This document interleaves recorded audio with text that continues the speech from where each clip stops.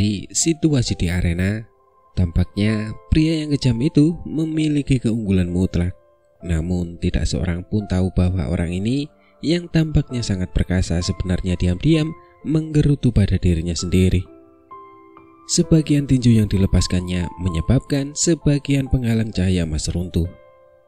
Dampaknya menggetarkan penghalang dengan hebat. Hanya masalah waktu sebelum penghalang itu hancur total. Namun tidak seorang pun tahu bahwa setiap kali tinju pria itu bersentuhan dengan cahaya keemasan, pria itu dapat merasakan gelombang energi pantulan tajam yang tampaknya membalas kekuatan yang digunakannya. Saat ini, keempat anggota tubuhnya rusak parah. Dia tahu bahwa begitu efek dari keahliannya memudar, semua anggota tubuhnya mungkin akan sangat rusak. Selain itu, penghalang cahaya keemasan itu memiliki tingkat pemulihan yang luar biasa. Setelah beberapa saat, bagian-bagian yang dihancurkan dengan serangannya akan segera kembali ke bentuk aslinya, seolah-olah penghalang itu tidak pernah rusak sejak awal. Selain itu, serangan-serangannya sebelumnya diarahkan secara acak ke penghalang cahaya keemasan itu hanya menyebabkan bentuk terdistorsi. Tetapi selain itu, tampaknya tidak ada efek lain pada penghalang itu sama sekali. Pria canggung dan kekar itu terus melakukan hal itu selama beberapa waktu. Sementara penghalang cahaya keemasan itu bergetar hebat seolah-olah bisa hancur kapan saja. Kini pikiran semua orang yang hadir beralih ke arah yang berlawanan. Mereka mengerti bahwa serangan pria canggung dan kekar ini tidak mampu menghancurkan penghalang emas itu. Kekuatannya yang luar biasa paling-paling hanya mampu membuat beberapa penyok pada penghalang itu, tetapi tidak akan mampu menghancurkannya sepenuhnya. Jadi bukan saja Jia Tianlong berhasil membatalkan rencana pengiriman bala bantuan, tapi kurcaci itu juga mendapatkan kembali ketenangannya. Namun karena sebelumnya ia telah mempermalukan dirinya sendiri, raut wajah biksu cahaya emas tampak sedikit malu. Dan saat ia menatap pria yang kuat dan tegap itu, tatapannya menjadi semakin jahat. Namun karena ia menderita rentetan serangan dari lawannya, tubuhnya tidak dapat berdiri tegak, dan setiap teknik sihir yang ingin ia gunakan gagal. Karena itu, ia menghentikan mantranya dan menatap tajam ke arah lawannya sambil menggumamkan serangkaian kutukan dalam bahasa yang tidak dikenalnya. Sedangkan pria canggung dan kekar itu, dia tidak merasakan perubahan apapun, jadi dia terus menyerang penghalang emas itu dengan ganas. Semua penonton mengira bahwa orang ini memiliki energi yang tak terbatas dan tidak perlu beristirahat. Dengan mengarahkan seluruh tenaganya, pria ganas itu melancarkan 2 serangan dan 1 tendangan sebelum berbalik mundur. Tubuhnya yang besar tampaknya tidak menghalangi kecepatannya. Tindakan pria itu membuat penonton terkejut. Keributan pun terjadi tak lama kemudian. Biksu cahaya emas juga terkejut, tetapi dia segera menjadi marah. Dia buru-buru duduk dan menyilangkan kakinya, menaruh kotak hitam secara horizontal di pangkuannya. Dia mulai menggumamkan mantra. Kedua tangannya terentang di depan dadanya dalam posisi yang aneh saat dia menggigil dengan kuat, mengeluarkan sejumlah besar energi. Melihat kejang-kejang hebat yang mengguncang tubuh kurcaci itu, semua orang yang hadir mengira seolah-olah semua jari di tangannya memiliki kekuatan. Pada saat ini, pria canggung dan tegap itu telah meninggalkan area yang diperuntukkan bagi sekte 7 misteri. Seolah-olah dia ingin mundur kembali ke kerumunan. Namun dia tiba-tiba mendengar suara keras dari belakang punggungnya. Bangun. Dia melihat wajah Wang Jueju yang berdiri di depannya jatuh drastis saat para penonton berteriak, "Hati-hati!" Lelaki canggung dan kekar itu gemetar ketika dia buru-buru menghindar ke kiri dan melirik ke arah kurcaci itu, hanya untuk melihat seberkas cahaya abu-abu dengan cepat mendekati posisi sebelumnya, melesat tipis darinya. Jantungnya membeku, tetapi dia merasa tenang karena dia berhasil menghindari serangan senjata tersembunyi ini. Dia akan segera bertemu kembali dengan kedua paman seniornya dan kembali bisa beristirahat. Namun sebelum ia sempat menyelesaikan pemikirannya, ia merasakan sakit yang amat sangat di lengan kanannya. Saat ia mengalihkan pandangannya, terdengar lagi seruan kaget dari semua orang yang melihat. Di tengah hiruk-pikuk suara itu, suara kedua paman seniornya terdengar, dipenuhi kekhawatiran dan ketakutan yang amat besar. Pria itu sedikit tertegun, seolah-olah dia tidak mengerti apa yang telah terjadi. Pada saat ini, dia melihat sinar cahaya abu-abu lain muncul dari garis pandangannya dan menembus dadanya. Melihat bentuk senjata itu, tampaknya itu adalah senjata tersembunyi yang sama yang telah dia hindari sebelumnya. Lelaki itu terkejut dan marah. Ia ingin membuka mulut untuk mengatakan sesuatu, tetapi saat suara dentuman terdengar, tubuhnya ambruk ke tanah. Baru pada saat itulah lelaki itu menyadari bahwa lengan kanannya telah patah tanpa ia sadari. Darah segar mengalir tanpa henti dari lukanya. "Apa yang terjadi?" tanya pria itu. Pikirannya penuh dengan kebingungan dan keengganan. Namun tak lama kemudian penglihatannya menjadi gelap saat kesadarannya memudar. Bahkan sampai pada titik kematiannya, dia tidak mampu memahami apa yang telah terjadi. Namun anggota dari geng serigala liar dan sekte 7 misteri mampu melihat dengan jelas apa yang telah terjadi. Dari apa yang mereka pahami, setelah biksu cahaya emas menyelesaikan mantranya dan berteriak, seberkas cahaya abu-abu melesat keluar dari kotak hitam itu, berputar mengelilingi kepala kurcaci itu sebelum mengikuti arah yang ditunjuk jarinya dan terbang menuju pria yang tinggi dan kekar itu. Meskipun pria itu menghindari secara refleks, menghindari serangan yang mengenai dadanya, dia tidak dapat menghindari serangan yang diarahkan ke bagian belakang lengannya. Tampaknya sinar cahaya abu-abu itu sangat tajam. Bahkan setelah mengiris lengannya, pria itu masih tidak tahu atau menyadari bahwa sesuatu telah terjadi. Setelah itu, kerumunan itu semakin tercengang. Setelah sinar cahaya abu-abu itu dihindari, sinar itu terus mengikuti gerakan si kurcaci. Terbang jauh di depan prajurit itu dan tiba-tiba berubah arah. Sinar itu menembus target ke dada lelaki yang tak berdaya itu dan dengan mudah merenggut nyawanya. Semua orang tercengang hingga terdiam oleh apa yang baru saja terjadi dan secara naluriah memusatkan pandangan mereka pada sinar cahaya abu-abu yang telah kembali ke si kurcaci dan sekarang berputar di atas kepala si kurcaci. Kata-kata pedang terbang muncul tanpa sengaja di benak sebagian besar penonton. Meskipun orang-orang ini tidak tahu tentang keberadaan para kultivator abadi, mereka pun telah mendengar berbagai legenda dan kisah ajaib tentang pedang terbang. Sinar cahaya abu-abu ini sangat mirip dengan pedang terbang yang dikabarkan digunakan oleh para dewa legendaris. Mungkinkah kurcaci yang tidak sedap dipandang itu adalah salah satu dari dewa pedang yang legendaris? Mayoritas orang banyak memusatkan pandangan mereka, yang kini dipenuhi rasa hormat pada kurcaci itu. Gelar dewa pedang sudah cukup untuk membuat banyak manusia dipenuhi dengan rasa takut. Biksu cahaya emas kini mengangkat kepalanya tinggi-tinggi dengan dada membusung, menganggap dirinya tak tertandingi di dunia ini. Ia memanipulasi sinar cahaya abu-abu itu untuk terbang di atas kepalanya dalam tarian liar hingga menyerupai ular piton abu-abu besar, menyebabkan seruan kagum keluar dari geng serigala liar. Di sisi lain, mereka yang mewakili sekte 7 misteri terdiam dan tertunduk. Kekalahan yang akan segera terjadi tampak jelas di hati mereka. Jika seseorang mengatakan bahwa moral anak buah Jia Tianlong meningkat pesat sementara moral sekte 7 misteri menurun drastis, dia tidak akan salah. Bagaimanapun, Jia Tianlong telah berhasil mendapatkan bantuan dari seorang dewa pedang.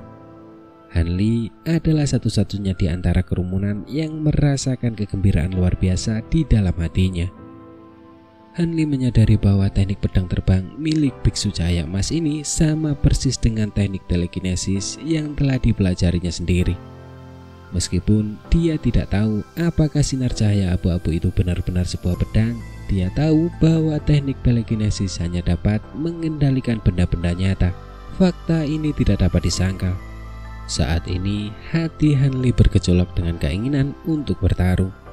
Tampaknya ketertarikannya terhadap sesama kultivator abadi ini semakin tinggi. Sementara kurcaci itu merasa sangat puas dengan dirinya sendiri. Hanli tengah merencanakan sesuatu dalam benaknya. Dua orang pria dengan cepat melompat keluar dari sisi sekte 7 misteri. Setelah mereka melompat dari kerumunan tanpa berkata apa-apa, mereka langsung berlari ke arah kurcaci itu secepat kilat. Mereka adalah dua paman Wang Jueju yang tersisa. Kedua lelaki itu memasang ekspresi sedih. Jelaslah bahwa kematian lelaki jangkung dan kekar itu sangat menyedihkan bagi mereka. Akibatnya, mereka merasakan benci tak berujung kepada biksu cahaya emas dan tidak mempedulikan gerakan pedangnya yang luar biasa. Mereka diliputi oleh keinginan untuk membunuh lawan dan membalas dendam atas nama rekan mereka yang gugur. Pemimpin sekte Wang awalnya berencana untuk memblokir tindakan sembrono mereka, tetapi mengakui bahwa kurcaci ini yang mampu melakukan teknik mistik harus dihadapi cepat atau lambat. Kedua paman bela diri ini adalah satu-satunya yang mampu mengancam kurcaci itu.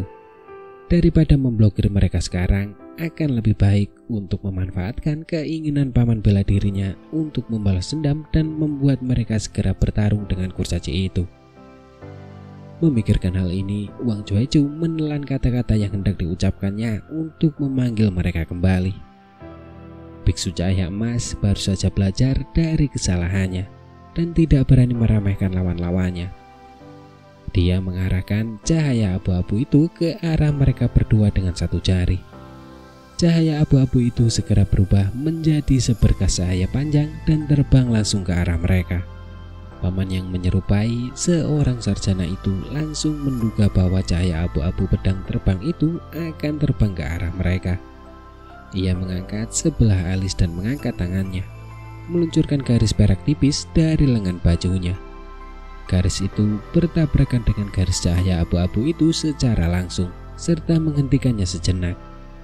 Namun, garis cahaya abu-abu itu kemudian melesat maju, seolah-olah tidak terjadi apa-apa.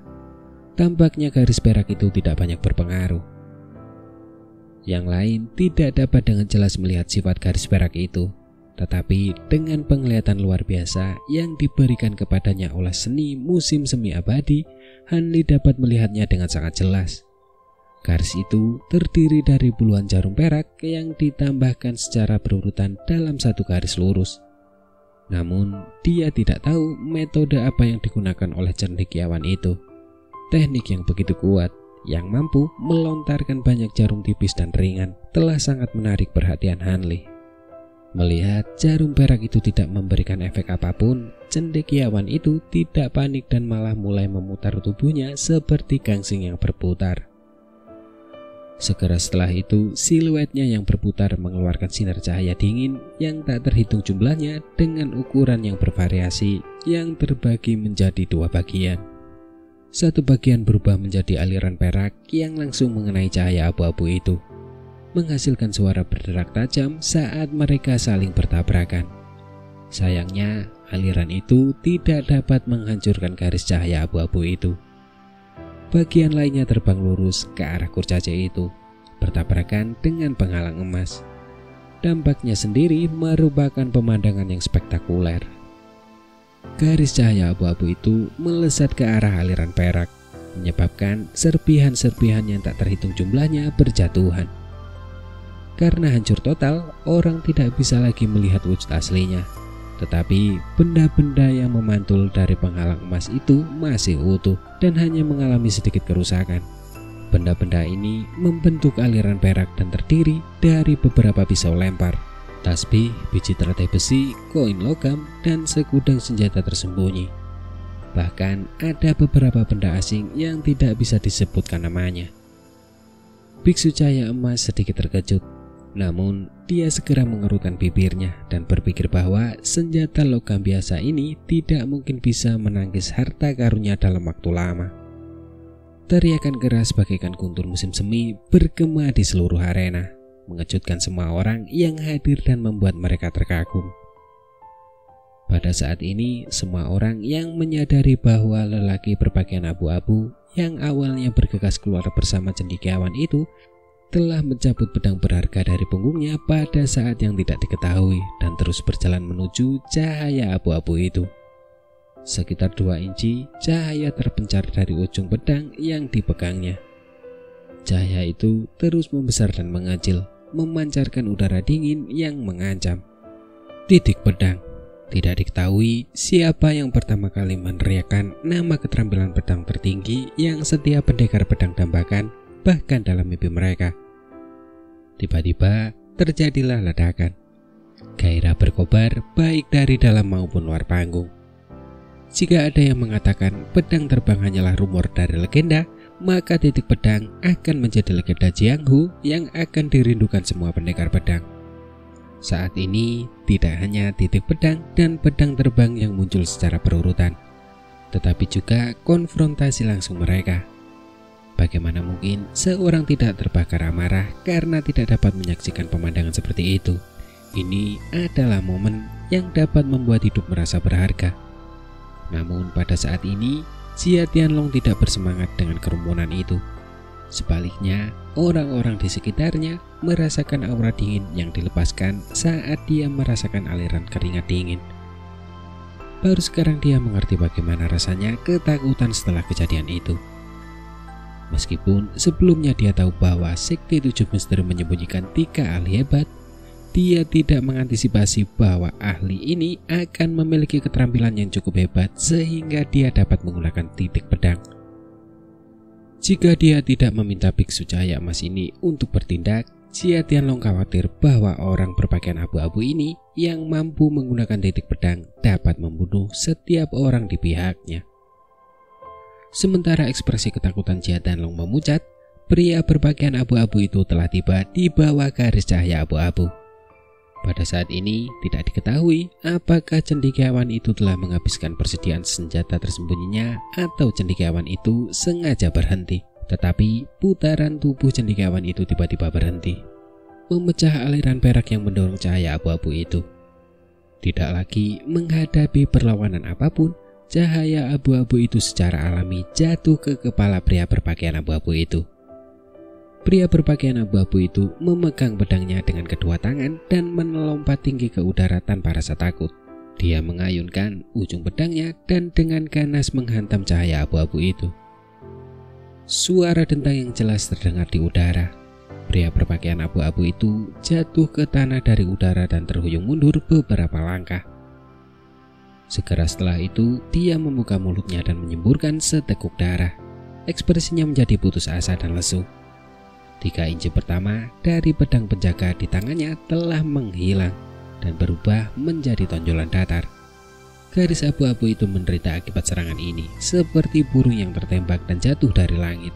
Bahkan setelah mendarat di debu, kecemerlangan cahaya abu-abu itu tidak memudar. Sebaliknya, ia terus berdenyut tanpa henti, tampak utuh dan sangat kuat. Melihat kejadian ini, kedua kerumunan itu berteriak kaget bersamaan. Namun, teriakan anggota Sekte 7 Misteri dipenuhi dengan kegembiraan, sementara pihak Jia Tianlong dipenuhi dengan kekhawatiran. Sarjana itu juga gembira, tetapi dia ragu-ragu sejenak saat melihat pria berpakaian abu-abu yang terengah-engah dan mata si kurcaci. Meskipun demikian, tubuhnya terbang ke arah si kurcaci, bersiap untuk mengalahkannya. Tanpa menunggu cendekiawan itu terlempar beberapa langkah, lelaki berpakaian abu-abu itu tiba-tiba berteriak dari belakang.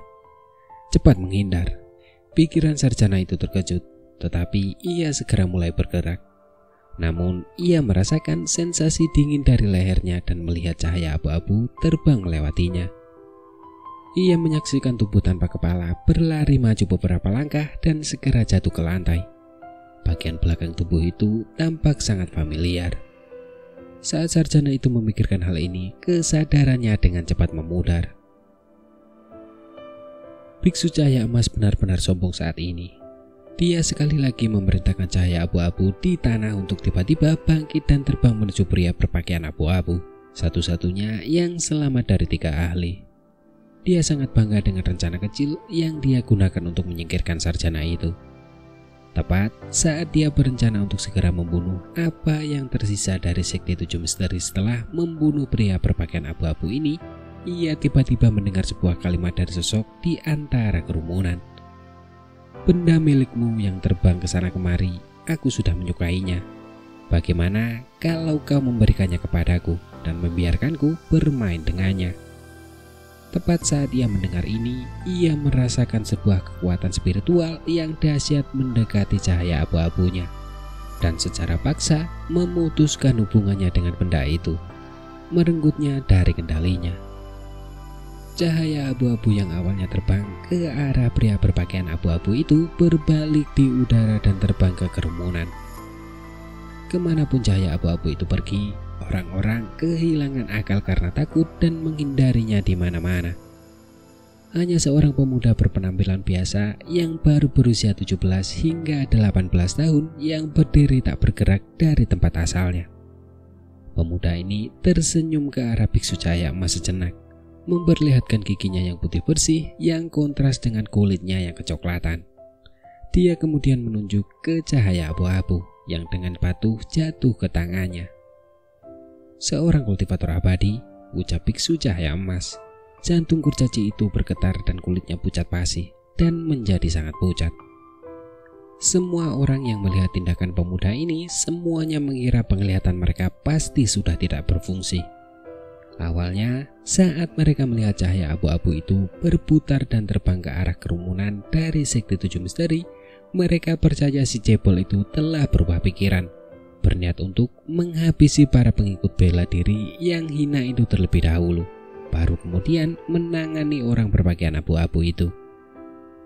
Siapa yang mengira bahwa garis abu-abu itu akan terbang ke tengah kerumunan dan benar-benar mendarat di tangan seorang murid yang tampaknya biasa saja dan menerimanya dengan mudah?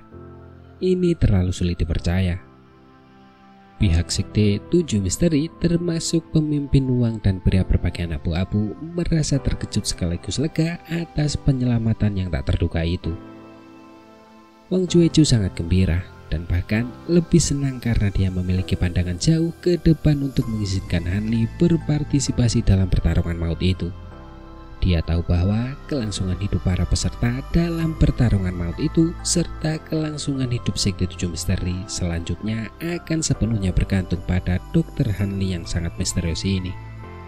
Li Feiyu telah mengerti apa yang telah dicuri Han Li. Pada saat ini mulutnya menganga dan tidak menutup untuk beberapa saat. Meskipun dia tahu teman dekatnya itu agak luar biasa, tapi mampu mengambil pedang terbang milik kultivator abadi adalah suatu prestasi yang hanya bisa diimpikan Li Feiyu. Membuatnya benar-benar pusing. Hal ini bahkan membuat Zhang Xiu'er, Tetua Li dan Jia Tianlong yang berseberangan terbelalak dan terdiam. Setiap ekspresi wajah mereka sangat mengagumkan untuk dilihat. Banyak tatapan yang tertuju, termasuk ketakutan, keraguan, dan keterkejutan yang menyenangkan. Dan semuanya tertuju pada Han Li. Han Li memiliki ekspresi yang tenang dan terus tersenyum. Tampaknya dia sama sekali tidak peduli dengan tatapan penuh perhatian dari para penonton. Namun, tak seorang pun tahu bahwa di balik penampilannya yang tenang itu, pikirannya dipenuhi oleh depresi yang tak berujung. Hanya surga yang tahu bahwa Han Li sama sekali tidak ingin mengambil tindakan. Rencana awalnya adalah menunggu kurcaci itu dengan ceroboh menjatuhkan penghalang emasnya dan kemudian melancarkan serangan diam-diam. Sampai saat itu, dia akan bersembunyi di belakang dan menggunakan bola api yang sangat kecil untuk dengan mudah membunuh lawan.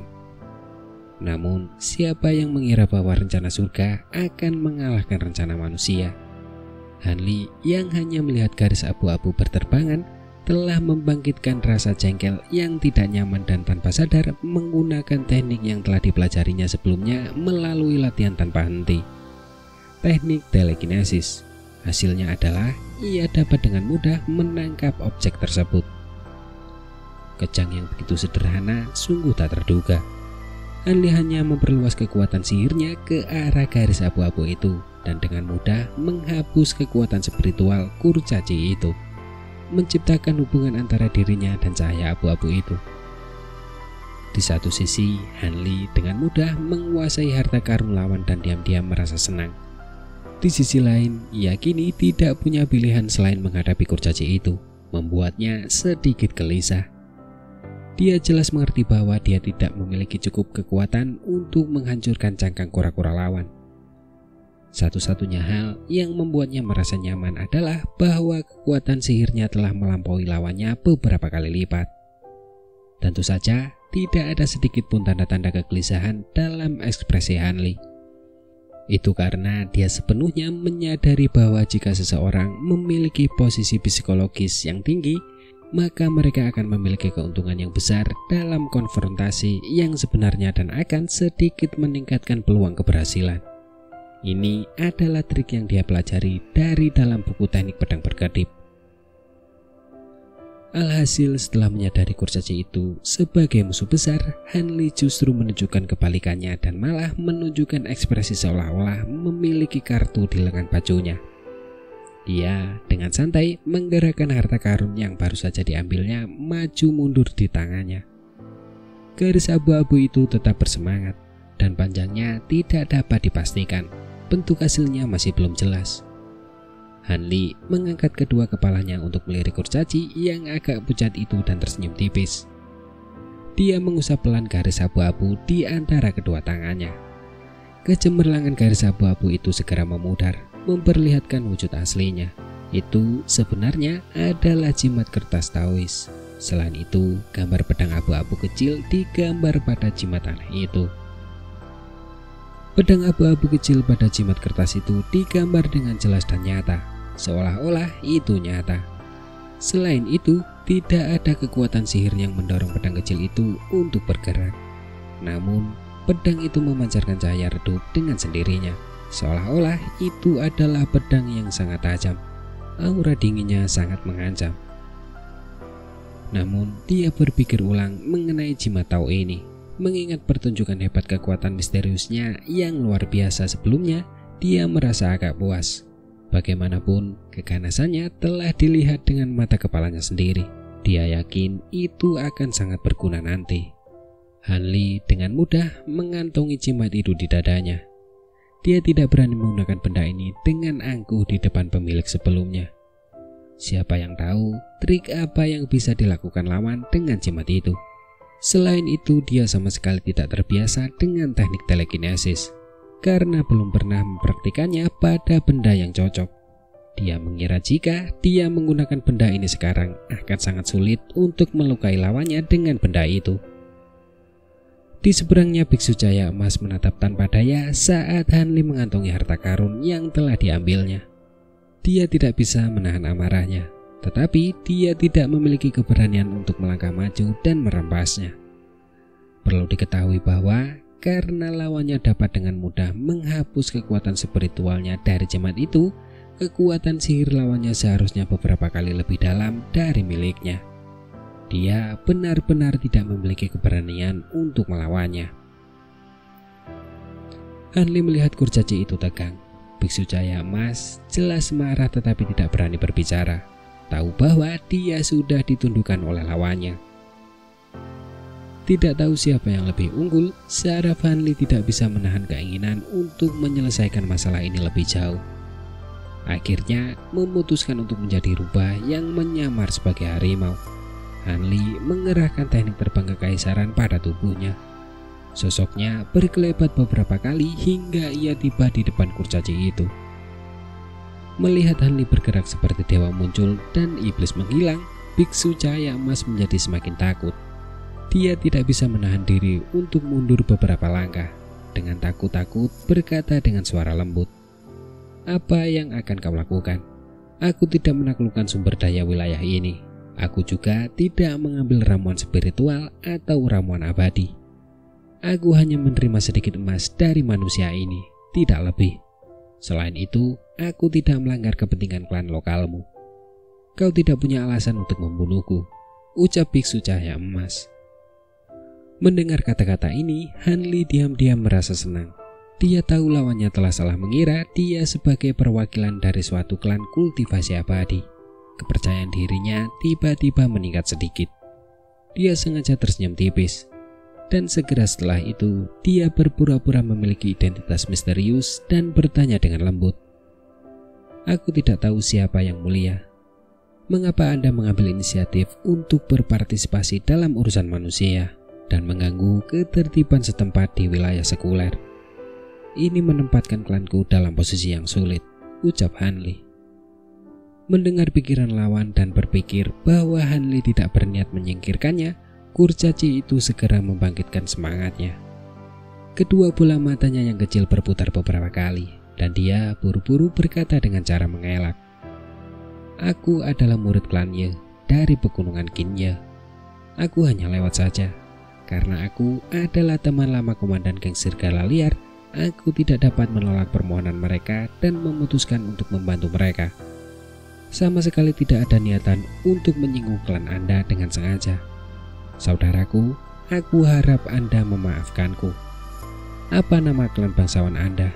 Di masa depan, pria yang rendah hati ini pasti akan mengunjungi klan Anda untuk meminta maaf atas pelanggaran ini, ucap biksu cahaya emas dengan sangat lembut dan sopan.